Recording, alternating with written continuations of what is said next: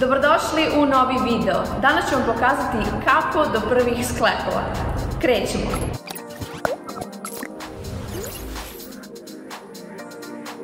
Na početku je veoma važno napraviti progresiju i raditi vežbe koje će ojačati mišiće koji rade kada se rade sklekovi.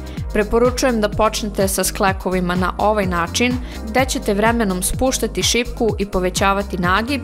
To će vam pomoći da kasnije, sigurnije i lakše pređete na prave sklekove. Vodite računa da vam je telo u pravoj liniji. Sljedeća stvar na kojoj moramo raditi jeste jačanje ramena i kora. Ne želimo da nam leđa propadaju u toku izvođenja, tako da jačamo kor. Ovo su varijacije plenka koje će baš to učiniti.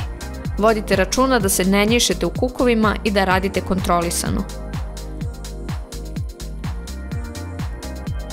Ukoliko su sklekovi na nagibu prelagani, radite negativne sklekove. To znači da se sporo spuštate do poda, spustite telo, zatim se podignete i radite ponovo. Ukoliko je ovo preteško, slobodno se spustite na pod kad vam ruke otkažu, podignite se na kolena u početnu poziciju i nastavite.